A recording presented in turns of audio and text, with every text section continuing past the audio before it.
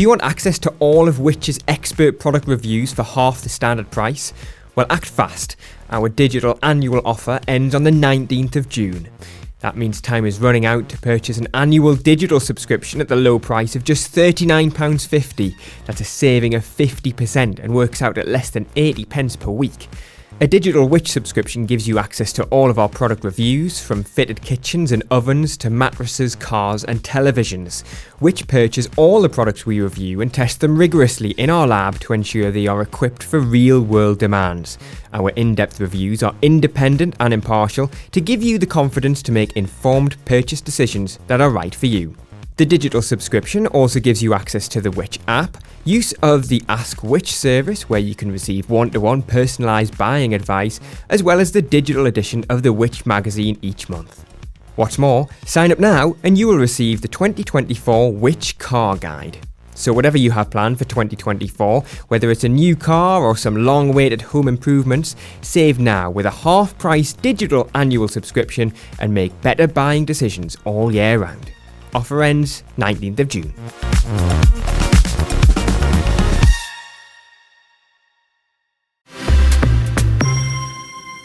Artificial intelligence is potentially the biggest development in human history. It promises thinking, imagining computers that will be smarter, funnier, and more creative than all of us, or at least than me.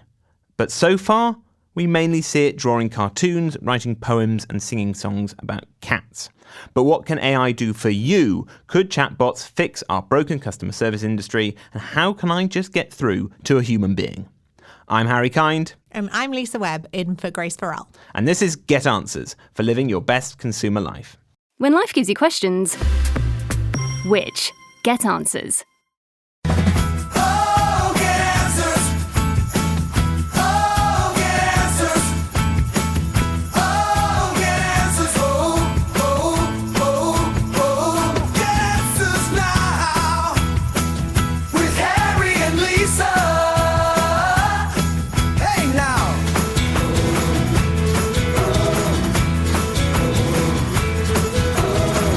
Lisa Webb and Harry bring the truth. Fade out. What do you think of that? Is that the end? Well, you can extend it, but that was pretty much the end. That was actually quite good. I mean, I don't think it's going to put that many musicians out of business, but I thought that was quite good. I think that could just be the new theme song. There was a little bit Mumford & Son. Yeah. There was a little bit of Mumford in there, but equally there was a bit in the middle that felt a bit like it got stuck on a loop. Yes. I mean, if people didn't guess already, that is an entirely AI-generated theme song, especially for this episode. It was completely free online, and I just used the prompt, a corny pop jingle for a podcast called The Get Answers Show with Harry Kind and Lisa Webb, who is currently covering for Grace Farrell. Now, it was one of many options that were provided, and I will play some of those later on for you. I'd quite like my own jingle that can just follow me everywhere I go. I think maybe that would be the most useful use of AI. It's just every time I walk into a room, that needs to play, like some sort of ring music. Yeah, and it maybe like predicts what you're going to do. Yeah, maybe it's dependent on my mood. Yes. Just to warn people, look, I'm in a really bad mood today. You need to expect some sort of hardcore, maybe thrash metal jingle. And then if it's all good, you can have a little bit of our Mumford & Sons tune. It is amazing. This is potentially the technological development of the history of humanity that creates thinking computers, and we are using it mainly for jokes and memes. Well, this week, hopefully, we are going to look at some practical uses for AI, but also abuses and what you can do as a consumer to find your way through it. Well, to help us navigate the world of AI, we've been joined by two experts. Chris Stokel-Walker is a journalist and author. His new book is How AI Ate the World. And Lisa Barber, who's the editor of Which Technology. Hello, both. Hello there. Hello. So I thought what we could really keep coming back to is consumers. How can it help us in our consumer life, AI? And, you know, obviously it's a huge discussion and the only limit is your imagination. But that, I think, is what we really care about today. I think from my point of view as well, it'd be really useful to get an idea of what we mean when we're actually talking about AI. Because for those of you who don't know, I am a farm kid, born and raised on a farm. When I talk about AI, it's a very different kind of AI. A lot of it's to do with cows and making babies. So I'm assuming we're not here talking prize bullocks. We're talking something else. So if someone could actually give me a bit of an explainer here, what actually is AI?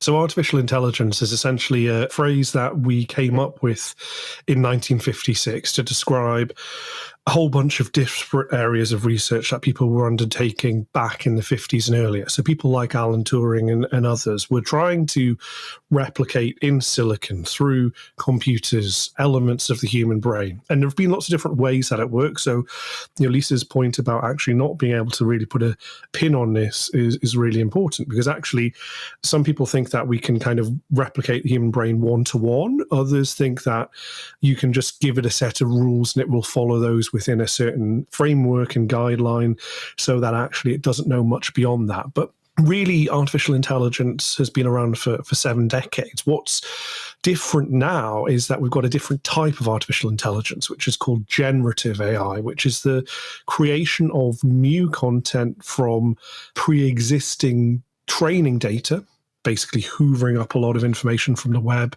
and using that as its quote-unquote brain, and then generating new content in response to a prompt, which is usually a text-based input to the system that says, can you make me an image of the Mona Lisa, but in the style of pop art or something like that? We are starting to see very small insights into how generative AI's brain, as you might describe it, although we should not really anthropomorphize this thing, how it actually works. A company called Anthropic, who are behind one of the chatbots that is quite popular at the minute called Claude, they've just put out a paper in sort of mid-May that suggested that actually they're starting to get a sense of how the AI system thinks and operates once it has an input and then generates its output. But truthfully, the reality is even the companies themselves don't fully understand how this works. They just know that it is, and that it's kind of this thing that we need to maybe tame at some point as well.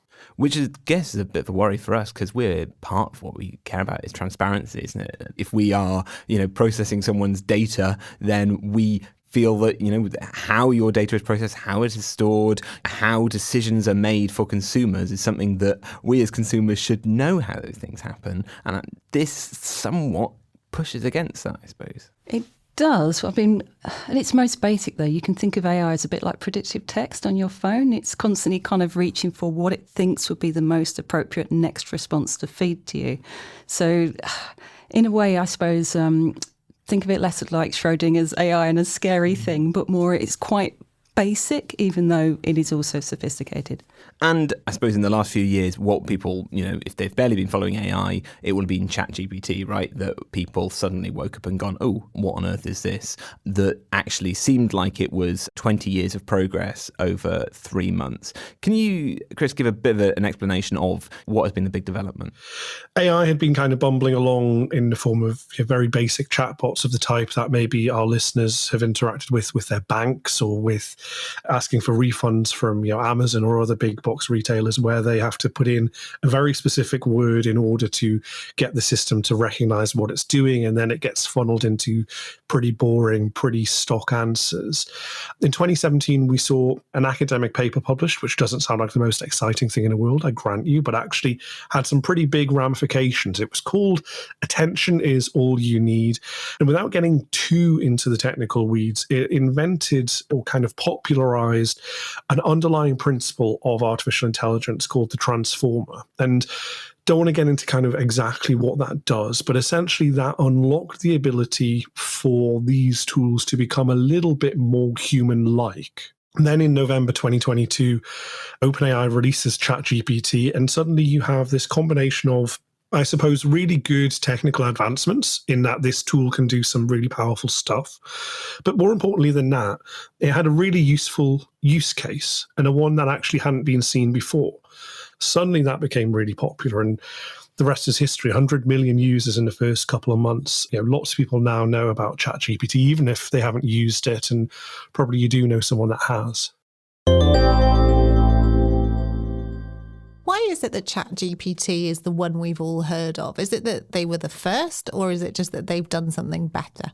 They kind of just got there first in many ways, Lisa. So they were first out of the blocks on this. Other companies like Google and Anthropic that we mentioned just before had been developing similar tools, but actually this was the first to really catch fire. And it is notable and of concern, I think, for consumers and particularly for our Which listeners, that we seem to have got a very commercially incentivized race to try and get this technology into as many hands as possible. That sometimes actually doesn't always think about the end user more than it does about who is going to get the most number of users, regardless of the impact.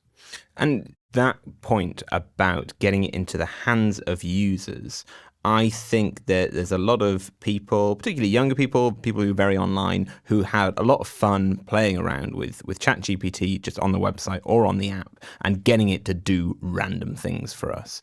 But that's not the same as the technology and AI more generally being added into consumer products that really help our everyday lives. How is that being commercialized? How is that being put into everyday appliances, whether that's, phones or dishwashers? And how do you think that's going to change? Well, it's kind of being put everywhere. And I think that is the real risk here is we're in the middle of this generative AI revolution and we're all kind of being used as guinea pigs. And actually, we didn't necessarily ask for this. I don't remember being asked by OpenAI with a tap on the shoulder of, do you want this technology? It just suddenly appeared. And now it's really everywhere. So you have everything from government starting to utilize generative AI to maybe summarize 7, 8, 9, 10 decades of prior policies, thinking about what worked and what didn't, and then using it to inform their future decisions around this stuff, to, as you mentioned, a lot of companies that maybe wouldn't necessarily have previously used this, starting to use it in their customer interactions. So when you call up a helpline or you ask a chatbot on the internet, you might be interacting with a version of ChatGPT or a similar generative AI tool, but also it's in places that we didn't necessarily expect. So Meta, one of the big tech companies that we've talked about, I'm sure, a lot on the podcast previously, makers of Facebook and Instagram, in certain countries, they have a kind of generative AI search bar at the top of every single app that they have where you can ask it questions, even if it's not really that useful for you. So this is kind of the argument, I suppose, is generative AI is just everywhere now because it's seen as the hot new thing. So chatbots there you mentioned, I guess it is a really kind of overt version of this that we really, really recognize that this is I'm talking to a robot. The clue is in the name. Lisa, we've looked at chatbots as a kind of way of having customer service, the good, the bad and the ugly. Can this help people get customer service that is better than it was before? In theory, yes. AI can work 24/7, so it doesn't need to go to the loo, it doesn't need a lunch break. It can deal with thousands of customers at the same time. So you're not queuing on the phone, you're not listening to that boring hold music that's driving you nuts. If you've got a straightforward query, it's going to be a lot quicker, but it won't be the best for everyone. If you've got a specialised problem, then you're going to need to speak to a real person. I mean, we heard from a Which member who, she's in a wheelchair, she's got arthritis, she had a problem with her TV, but the chatbot needed the serial number for the TV. She can't get to it, it's inaccessible for her, so computer says no, basically. For a situation like hers, she needs a real person to help her out. The chatbot isn't going to understand her situation or feel any empathy for her, so it's not going to go that extra mile because it just doesn't know what to do. And that, I suppose, is you've got almost two things going on there. You've got a model which might not be able to cope with the edge cases because it's dumb, but also because it's not necessarily sympathetic. And I guess those are two features that could be a feature of a human at the end of the line, right? We've all dealt with people in customer service who really don't sound like they are actually listening to you. It's really interesting to read the stats that Which has done on this, that 2/3 of disabled customers using a chatbot told us that they did not believe it had been an accessible experience. Do you think there's a flip side of that? Do you think this is accessible for some people? Yes, providing what you're after is simple and straightforward. We were talking earlier on about if you just need a returns label or something like that, having a chatbot just fix that for you within seconds is just going to be really easy. But if your query is more complicated and it's going to struggle to match that answer to what you're asking for it, I mean, they're programmed to use sort of human chatty style language, so you may think that you're talking to a human. But in actual fact, you just need an actual real person who's prepared to just do that little extra step for you. And are there any tips and tricks that we've found for getting to that human or making the most out of a chatbot? Yeah, certainly. If you're dealing with a chatbot, just do your bit as well. We just need to be straightforward and simple. If it's asking you for something like an order number, be prepared to supply that because it's going to help you further on down the line. If you're not happy with the experience and you're asked for feedback, make sure you give the feedback. Most companies want to make their processes better and improve them. You're going to help yourself in the future and other customers as well. But if you're really stuck, ask to speak to a real person. If you're getting nowhere, you really can't get through the chatbot, there are things you can do. You can do a site search, go on Google or whichever search engine you prefer, type in site, SITE, and then the URL for the website, like which.co.uk, space TEL, that'll bring up the telephone numbers so you can just ring direct and get through. The old-fashioned way, if you've got the time, you could even just send a letter. We've got consumer templates on our website, which.co.uk, you can use those. Chris, this doesn't sound like a bold new future where we are literally having to kind of be prepared to speak in a very nice way to the chatbot and, make sure we're in the right language in a way and have everything ready for it, only to then actually struggle to convince it to hand you over to a person. Do you think that that's something that is changing? Is that something that you've seen? Yeah, I think that we're in the sort of awkward stage of this tech adoption at the minute, where we are still only 18 months in to the generative AI revolution, and we haven't necessarily actually figured out where it's best used. And I think that's the real concern at the minute, is lots of these companies are throwing stuff at the wall and seeing what sticks, and often actually in that chatbot behavior of customer service might not be the best example. Instead, it might be something entirely different. And yet we are having to persevere with this. I suppose one of the issues, though, that as I've been listening to you, it's sort of dawned on me that if you don't know you're talking to a bot, if you're not aware that it's AI you're dealing with, how are you meant to then say, I want to talk to someone real? Because if you're not getting the answers you want, what should you be doing? It's a really difficult one because the whole way that these systems are designed is they're meant to be human-like. And so there is this kind of mimicry going on that I think is difficult. In terms of how you actually kind of get out of that loop, I think you can kind of be armed in the same way that you are when interacting with a human being in customer service, which is you can be firm but polite and say, actually, no, I really want to do this. And eventually, you'll snap out of the loop, I suppose, of it saying, no, I can help you. No, I can help you. And then we'll be shunted onto an actual human being, hopefully, who can really properly help you. I mean, one of the problems that you get with a lot of these programs is hallucination, where basically the AI is spouting absolute nonsense that it's kind of pulled out of thin air. I was wondering, Lisa W., from a legal point of view, this could be really interesting. You talk to a chatbot when you're trying to buy insurance and you say, oh, will this insurance cover me if, there's a meteor and it hits my car? And it goes, oh, yes, absolutely, it certainly will. And then you buy it and you read the terms and conditions and find, well, that's excluded. Presumably that is going to be a real big problem if it's not already. Could be a huge concern. And I think it's something that a lot of these organisations are going to have to think very hard about.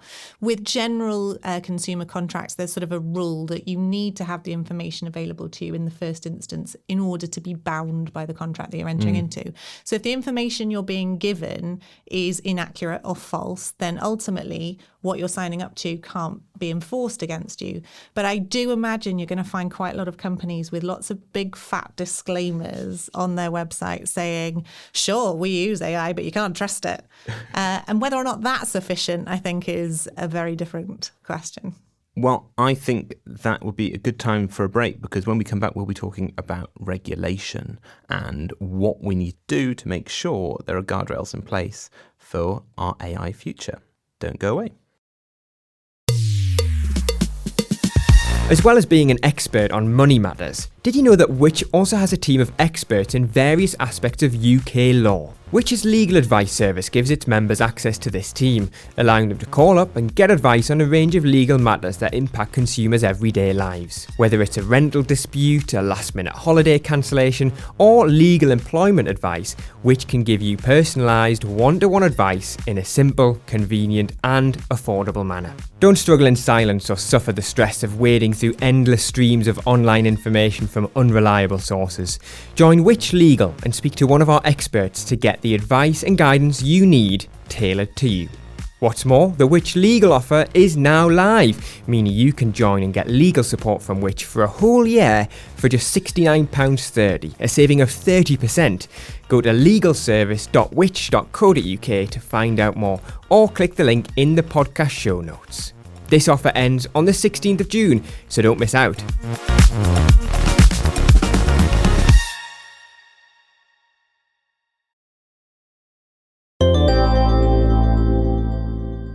You're listening to Get Answers. If you have any questions or if you'd like to suggest something for us to cover here on Get Answers, email us at podcast@which.co.uk. And if you're enjoying this podcast, please do leave us a review wherever you're listening. It helps even more people find the podcast. And before we get to policy, nerdy, regulation-y fun, which I feel like we always end up going to on Which, talking about the now, Lisa Barber, when you're looking at all the kind of tech that we review, I should imagine there's been, a whole load of even just boring white goods over the last 2 years that just put the words AI, or rather the letters AI, into its marketing. Is that something that you're seeing more and more? Is that just a bit of marketing nonsense? Or are there actually genuinely useful features in the stuff that we buy that we should be considering when we're making a choice? It's a bit of both. Manufacturers know if they put AI in the heading of something, then other companies are going to report on it. It's going to get them news headlines. But some things we've seen are genuinely useful, such as live translation tools on your PC or your phone. And just thinking about that could revolutionise the way we communicate. If you're lost on holiday asking for directions, and you may well even remember your GCSE French and be able to ask for them, but do you understand the response? The problem with that is you're going to have to rely on the AI telling the truth, which it may well not be, and you won't be able to check because you don't understand the language. Other things, you can get AI to summarise long documents for you that can take meeting notes. But again, you're going to have to check it just to make sure it be accurate. Other things are more for fun, like creating your own images, memes to make friends and family laugh, or getting AI to help you with photo editing. It kind of depends on your definition of useful as to how useful you'll find that. Just on the live translation, people would say, oh, well, actually, we've had Google Translate forever. What's the difference here? What's the improvements that some phones will have over others? Just genuinely plugged in and easy to use as well. Just much more natural in the way that you can use AI. Fantastic. And is there much that's happening, presumably a lot more happening that's offline and in the device rather than relying on having a constant internet connection? Well, Microsoft made an announcement recently about Copilot Plus, which will work without internet access. So it kind of be embedded into your computer. The processors aren't yet around that you can buy that will come with Copilot Plus. But again, we're going to see that in the near future. And you can bet your bottom dollar that every computer manufacturer will be shouting about it. Okay, we've put off talking about regulation too long. This is my favourite bit. I love this stuff. We've got a lawyer and 2 tech experts here. Chris, is there enough regulation in the tech sector more generally, but with AI? Are politicians kind of keeping up with the science? I think big tech, they've kind of convinced regulators in the past that they are the best people to police their own actions, and we're dealing with the ramifications of that with all of the stuff that Which Computing and others have written about in terms of targeting it, in terms of you being bombarded with smart meter adverts, even though you have a smart meter. That is kind of an indication maybe of overreach. The problem, I suppose, that we have is that politicians are recognizing that, and they are trying to move very quickly on AI. There are issues inherent with that. Number one is that sometimes they move quickly and badly. So there are some bits of AI regulation being proposed around the world that looks a little bit ropey, or alternatively cracks down too much on innovation and maybe limits the potential that this could have, because there are some pretty big numbers out there of estimates of how well this could benefit us. $7 trillion boost to global GDP, Goldman Sachs estimates, a 1.5% productivity boost worldwide every year as well. But I think that really what we're seeing more of an issue of is that individual countries aren't able to agree on a kind of global standard. And so we're starting to see a fragmentation. European Union moved very quickly to regulate AI. The UK has kind of said it's going slower. The US has said we're going to be pretty hands-off because coincidentally that's where all of our AI companies are. But then there is also the issue of even those who are moving quickly cannot move as quickly as the big tech companies. One of their big founding mottos is to be disruptive. Mark Zuckerberg had a big manifesto in 2012 called The Hacker Way, which said, we want to move fast and break things. And that works really well if you're a tech company, but regulators can't move fast and break things because that has second, third, fourth order impacts that affect all of us. Because you've covered big tech through, the rise of social media, an area which is taken to now to get even like the most basic, barely any regulation on it, which has been fighting for bans on scam ads on the social media platforms, making them responsible for it. This might be a bit too much of an existential question, but are we now in a period where the technology moves so fast that it is pretty much impossible for governments to carry on playing catch up in the way that they have traditionally, to have the same kind of rigor with applying regulations? Like, is it impossible, or do they need to kind of change? I never want to say it's impossible, because then we're giving up the fight. I think that's really important that we don't do that, because actually, without checks and balances, we could see some really significant issues. Earlier in mid-May, we saw, for instance, an example of big tech's approach to the rights of someone's voice or image, with the sort of conflict that OpenAI got into with Scarlett Johansson, a Hollywood actress, over a voice that they used that sounded an awful lot like her. And it turns out they had asked her to voice their OpenAI's ChatGPT, but actually she turned them down, and they kind of went ahead anyway with something that sounded eerily similar. So we know that unchecked, there could be some issues. It's almost a shame that the most high-profile debate on AI from the past few months has been, is Scarlett Johansson getting paid enough because there's a similar voice to her, which isn't a problem that most consumers would have. It would be a nice problem to have, I think, if we were having our voices taken for that. If anyone wants to pay me for my voice, let me know. You weren't offered the option. No one's going to.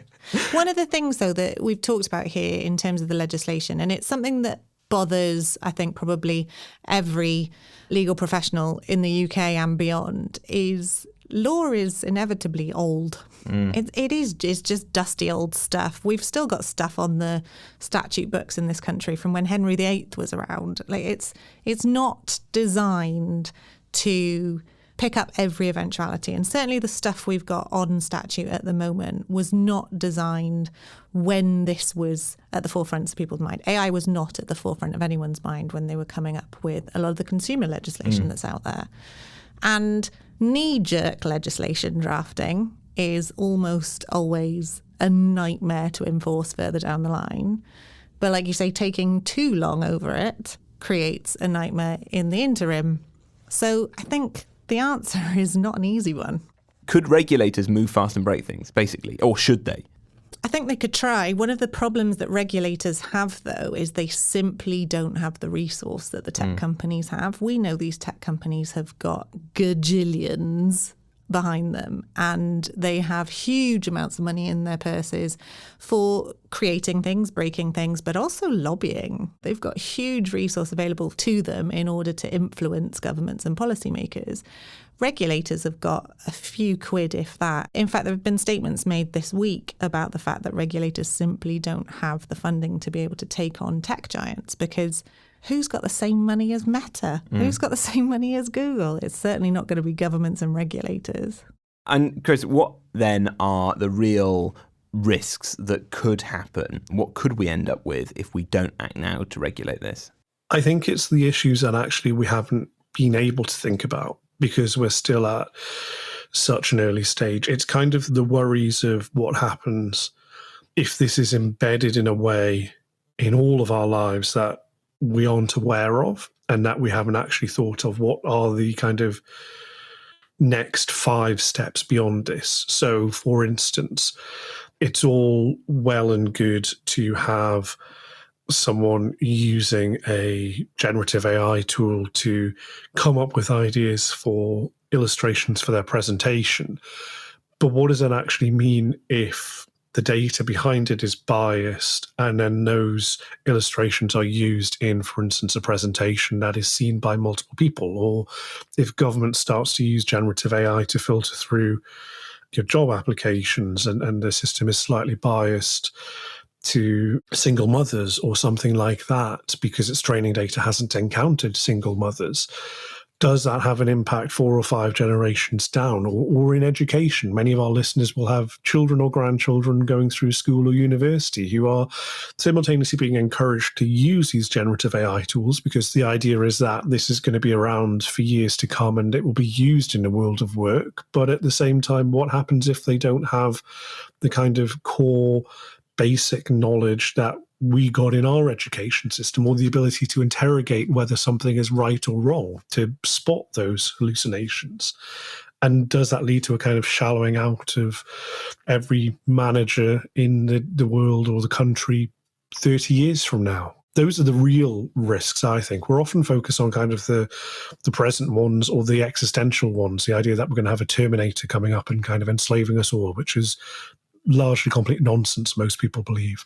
But actually, it's kind of what happens when this becomes normal, when we aren't talking about it, when actually this is just everywhere and it's kind of silent and it's shaping our lives in ways that we don't fully know about or don't fully think about. I suppose bring it back to 2024. If, while we wait for laws to change, for regulations to come in, what can we do now, Lisa, particularly as search is changing, to make sure that we aren't just letting our brains go soft and that what we are reading in AI-generated search, for example, is correct? Use trusted sources. That's got to be the answer. The issue with AI is it doesn't care if it's making things up. As humans, we should. Not everyone does. Last year in TechMag, we did a bit of research to look into hallucinations, as you were talking about earlier. And AI will try and find the right answer for you, but even if it genuinely doesn't know, it will make it up. So one of the things we asked them were, who's the 13th person to land on the moon? Only 12 have landed on the moon. Some of them would point that out. Some would make up an astronaut name. Some would use an existing astronaut. One of the other things we asked it to do was to describe how Bigfoot established the state of Oregon. Some of them just no, this is nonsense. Others would create a whole compelling account of how Bigfoot's role in Oregon. If you're using a trusted source, and I've got to plug which.co.uk here, you're getting something that's been independently verified by humans. It's not made up by AI. And is there then a way to spot those kind of instances where AI has been integrated into our lives or has been presented as an original source and be able to identify this is an AI-generated image, an AI-generated video, or even a piece of text? For me, as an editor, I do find it easy to spot. Well, I think I'm finding it easy to spot content that's been created by AI. It won't have the right flow to it. It'll be stilted. And sometimes there'll be something that's obviously wrong that jerks you out of it. The best thing you've got to do is look for a trusted source. If you're looking for a breaking news story or if you're asking about a health problem, don't ask AI to do medical problems for you. If you're buying the right product or the service, you're not just going to take advice from anyone off the street. So you've got to go to somewhere that you can trust. So should we be optimistic or worried? I feel like that's such a broad question. It always gets asked. But do you think we'll, as consumers, be empowered and our lives being made easier or harder, I suppose, is the more specific question by AI. Chris? I think after a time, it will be made easier. I think we're in a rocky phase at the minute where actually it's probably going to be made harder, and you're probably going to have to shout harder in order to actually get through to the people that you want to and to get what you want done. But I do think that there is an element of how this technology could improve our lives. I think it's just that it's so new that we don't yet know what the best use cases are. And it is incredibly difficult to find it out. It may well be that actually the way in which we're using AI now is not the way we use AI in a year to come. And being able to kind of find a more useful way of deploying AI could have massive benefits. But until that point, I think we do have to be very wary, and I think we do have to kind of stick together a little bit, because at the minute it's being used as a way for businesses to try and be run more efficiently. And as we know from many of Which's campaigns in the past, running a business more efficiently often means bad news for a consumer. And same to you, Lisa. Do you think there is lots to be excited about, or are you more nervous than excited? Well, kind of agree with Chris. AI's got the potential to be really useful in the future. We are on the cusp of something. If it saves us time and it frees us up from boring jobs, that means we can focus on things that matter, provided we're also building in checks to make sure it's actually telling people the right thing and it's getting it right. But the other flip side of that is AI can make things easier for criminals. So thinking about creating more feasible scams with the help of AI, targeting people, spear phishing, creating malware and deepfakes as well, where video or audio is imitating a real person. But then we can use AI to fight back against that and help us to identify the fakes. And I would really recommend people go back and listen to our episode where we were talking with Nick Stapleton from Scam Interceptors, where we were looking at some genuine scams that were using fairly ropey but very impressive, basically a chatbot with a voice attached to it to scam people with just something as mundane as an insulation scam. Really worth listening to if you want to see what is being done right now to implement this technology into the criminal underworld. Well, thanks very much to Chris Stokel-Walker and Lisa Barber. Chris, if people want to go out and buy this book, what's it called, where can they find it, and where can they find you online? It's called How AI Ate the World. It's available at all good bookshops or those online sellers if you want, but make sure you pick a moral one. And I'm on Twitter, X, @Stokel. I'm looking forward to your book being processed by OpenAI as the teaching material for some garbled response to a question in 2 years' time. And if you want to find out more about AI, sign up to the Which Technology newsletter. Just follow the link in the show notes. Thanks again to both of you. Thank you. Thank you. Remember to get your questions into us for next time. Email us at podcasts@which.co.uk or say hello on social media. We are @WhitchUK on all the main channels. And of course, we would love it if you could leave us a rating and a review. It's a very effective way to trick that artificial intelligence that decides what podcasts you see so that other people can enjoy the Get Answered show. Today's Get Answers was presented by me, Harry Kind, alongside Lisa Webb, produced by James Rowe and Adrian Bradley, recorded by James and edited by Eric Breer. And thanks again to our wonderful guests, Lisa Barber and Chris Stokel-Walker. We'll see you again next time. Bye-bye. Bye-bye.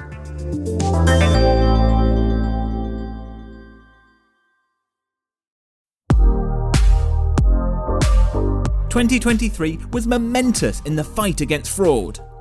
It saw the passing of the Online Safety Act and the Financial Services and Markets Act.